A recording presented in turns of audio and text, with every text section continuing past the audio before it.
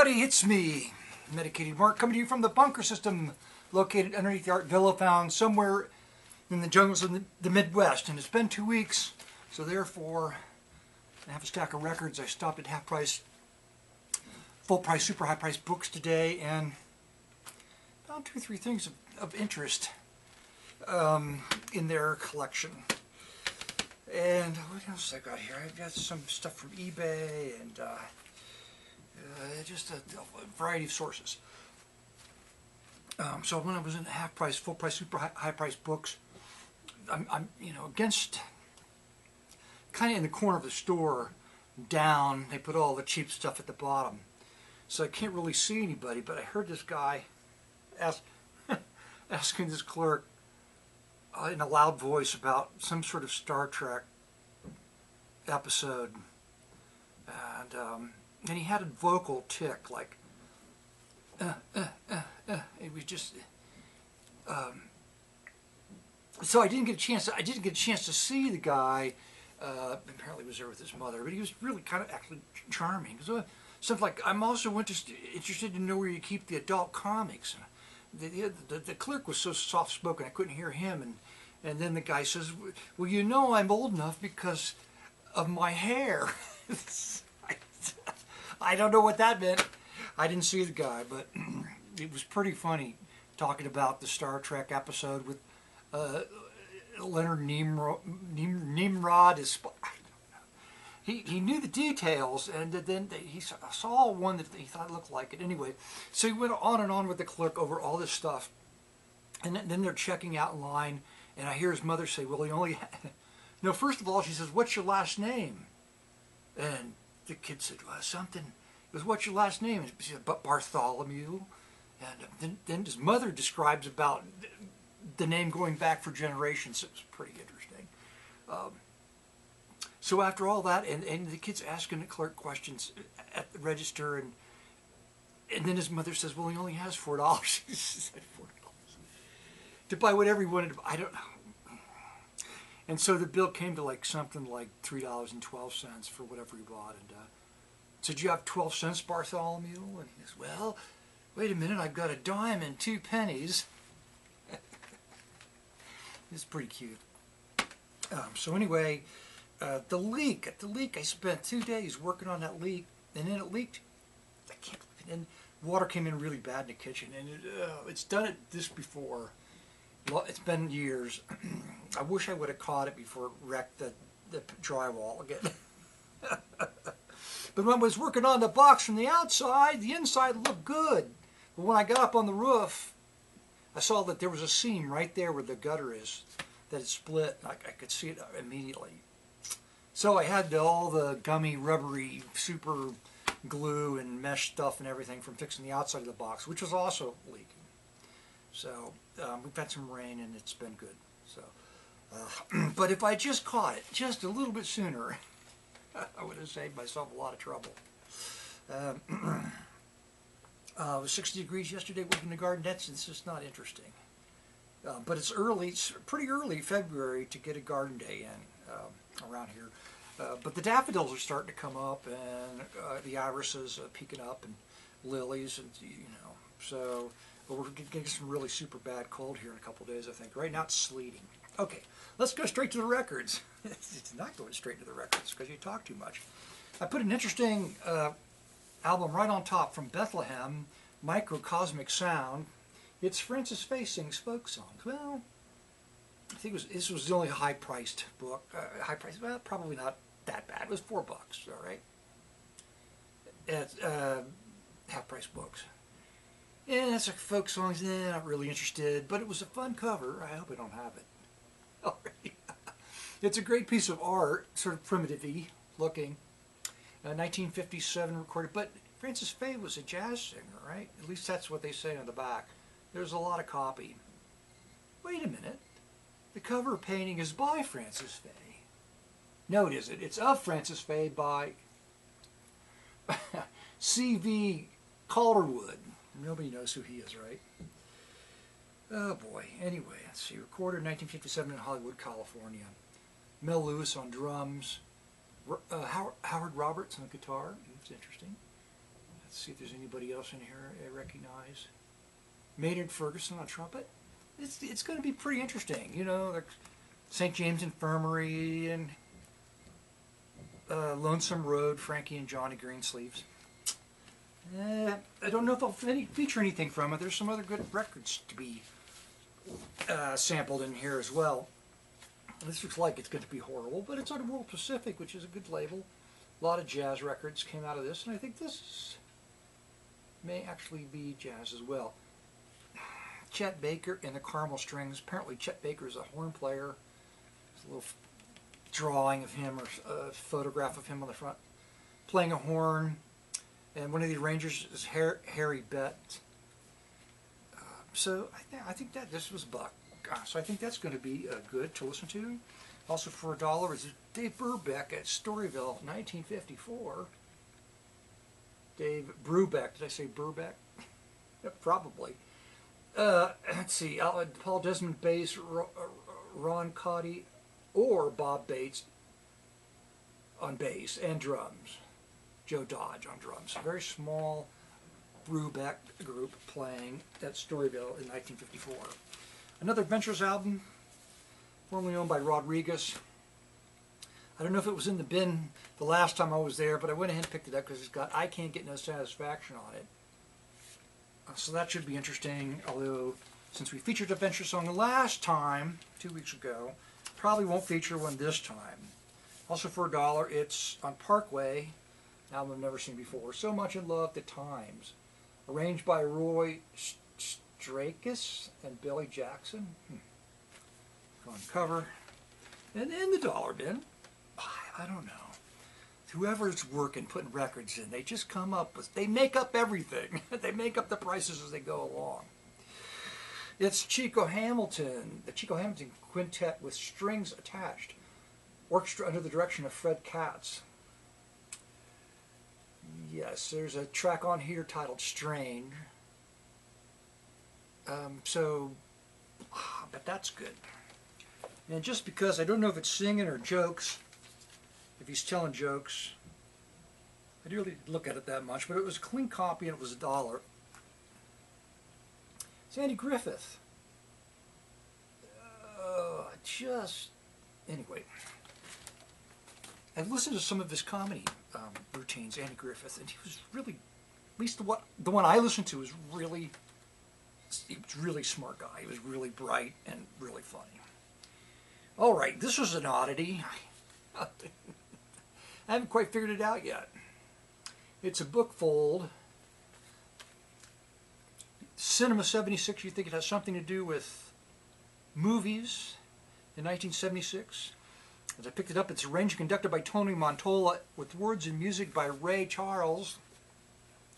Bookfold with an insert, actually stapled to the inside. So 76, and then it turns out to be some kind of centennial record. But I don't get it at all. There's all these little tiny drawings about the size of a 35 millimeter, negative of cartoon characters and matches and knitting and different artists apparently telling the story of like Valley Forge and the George Washington and all the stuff he did back in the olden times. Originally presented at the New York's World Fair by the Continental Insurance Companies. Just very bizarre. Anyway, that's fun. And this could be the featured record, also in the dollar bin. It's Herbie Mann. Herbie Mann with Charles Andrus on bass, Joe Puma on guitar, and Harold Granovitsky. My goodness, Herbie Mann quartet, 4 flutes, completely different sound. The flamingo playing the flute on the cover. A lot of fun. Also in the dollar bin is Brother Jack McDuff Prelude. Jack McDuff is an organ player. They've got tenor sax, guitar, drums, an orchestra backing him. On, I think, about 1964 on that one. Ernestine Anderson, My Kind of Swing. looks good. And also, again in the dollar bin, looking pretty good. Vince Martin vocalist, the bass, drums, piano, flute, and alto sax. I'm assuming it's going to be jazzy. It's the Vince Martin Quartet. Kind of looks like a, like a steel drum, Caribbean cover, but it's not. It's not that. And the dollar bin. I don't know. Also in the dollar bin on Liberty, it's Gene McDaniels. Hit after hit, Gene McDaniels on Liberty. And I've got this one, but I don't know if the one I've got has a good cover. It's the Bugs. It's the Beatle cover band, the Bugs, on Cornet Records, playing some of their smash hits like Mercy, Mercy. That's right, now I remember. There were songs on this that had nothing to do with the Beatles. Except I think there's 2 Beatles songs on this, if I'm not wrong. 2, and the rest are just whatever they came up with. This was a bizarre an oddity that came from eBay. It's Squirt does its thing. First you look at this woman and you think her name's Squirt and she's doing her thing, but it's not about this girl. She's holding a bottle of Squirt. Remember Squirt, the soft drink Squirt? So this is an advertising piece released in 1970 with some brassy type titles on it, like A Taste of Honey, Lonely Bull, Tijuana Taxi, Spanish Flea. And Born Free, that's right. Great cover, nice clean copy. Generally this is outside of my the range of records that I collect, but it was reasonable and it seemed to be pretty obscure. It's got a kind of it's a book fold. It's got kind of a psychedelic cover on it. Jewel Records, not out from Cincinnati, but out of Shreveport, Louisiana. John Fred and the Playboy Band, right? With titles like Hey Bunny Bunny, Tissue Paper, Before the Change. I don't know. Looks like fun. Budgety Budget, Crown Records, Manuel Riviera and his orchestra, fun cover. Terrific cha-cha cover. Fun find. Also a Latin music from South America, Carnavalito.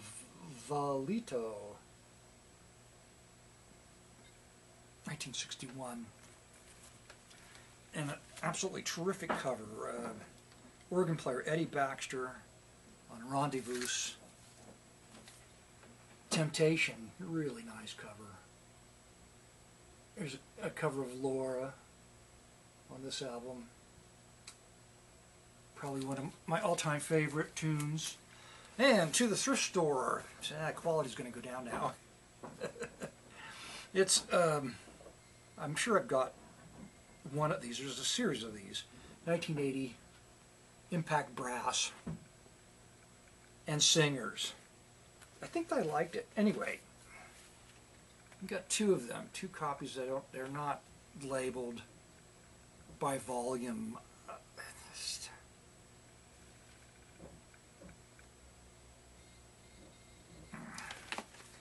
Go on. Okay, Ray Ellis plays the top 20. Ray Ellis, including Michelle, the Beatles' Michelle. 10 tracks per side. Wow. Here's a photograph of Ray Ellis. You've probably never seen a photograph of him. I haven't. There he is. Ray Ellis. I picked this up because it was a clean copy at budget. It's an RCA Victor. South American release, RCA Victor, just as a clean cover. Folk music from Mexico. Ballet, folk music. Sure. Also, just because, fun cover. South Pacific Highlights, music and lyrics by Richard Rodgers and Oscar Hammerstein, the second, vocalists, 1957, on Master Seal. And it's an early Morton Gould album I picked up. Jungle Drums is on it. Is it a split? No. I'm just not exactly sure, but it's early on in Morton Gould's career. And there's no date on that, but that's early for him. Jerome Kern, Earl Washington, and Lewis Hunt with Percy Faith in his orchestra. A Night with Jerome Kern. Probably got this one, but I picked it up again. Of course you have it. You probably got 3 copies of it. Now you probably have 4. 1962, Provocative Percussion, Volume 4. It was a clean copy, so I picked it up. Now back to eBay. Here's another one that I could probably play as a sample. Music for Flute and Tape. It'd probably be too serious. Way too serious sounding. Wonderful cover. The Man I Love. It's an import. It's on Capitol, but it's an import from England. It's Peggy Lee with an orchestra conducted by Frank Sinatra. Okay, so she's singing. Frank Sinatra is conducting the orchestra. Thought that would be fun. Now the Fall Guys, I featured the Fall Guys, an album of theirs, on Motel Lounge, my blog, Motel Lounge. And there was only one song on it, but it was pretty loungy. So I found 3 more copies. This is for, not the same one, of different records they put out. Fall Guys 4, the Fall Guys 5. All right. And I'm not sure what number this is. Maybe it's the first one they put out. 81. Doesn't look like it. The Fall Guys. New music for organ. And there's a percussionist on here too. It's going to be contemporary, American contemporary. That'll be fun. And this is fun. Goldfinger and Other Great Movie Themes, Jack LaForge. It's an off-label Regina. It says piano and orchestra playing Goldfinger. Midas Touch, Day's Hard Night, a Beatles track on that. On this one, looks like fun. Gene Krupa and his orchestra, Mutiny in the Parlor. That's a fun Gene Krupa cover on RCA Candom, which was their sub-label for their more budgety stuff. And last but not least, actually put on the bottom of the stack, because I really love the cover, Olga Korin's and Tony Alvarez, Cantast, I can't pronounce it. But there they are in the back. Okay, they're in the back. And there they are in the front at their bar.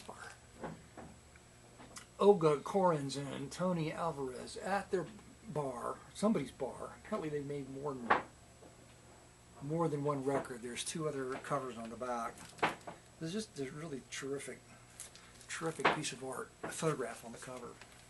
So that's pretty exciting. All those records. They're exciting choices, and one I'm going to choose as a choice for the musical sample. Oh, I do have one story to tell. Glad I didn't forget this. So, day before yesterday, sunny day, dry, good visibility. I'm on the road going to the freeway, which is just a 2-lane road, residential area, but 45 miles an hour. And I come up on a semi-truck that stopped, not in my lane, but the lane approaching me, with its flashers on, like it's broken down or it's making a delivery or something. It's kind of just off the road a little bit over the white line as far as it can go without going into the yard, right, on that side of the road. And I can see a car coming around it way down the road, right? So the people behind the truck can obviously see me coming, because I can see them a ways away. So, and I kind of slowed down 40 miles an hour. I get up right to the cab of the truck, and a woman in a minivan pulls around the truck, right into my lane. I couldn't believe it. I had to run off the road to miss hitting her. That was exciting. That's right. That's most of the excitement I've got now. Actually, patching the roof was more exciting than almost getting hit. I probably would have lost my temper if I'd actually hit her. Oh, man. Woo! All right. Thanks for stopping by, everybody. Now on to the musical sample.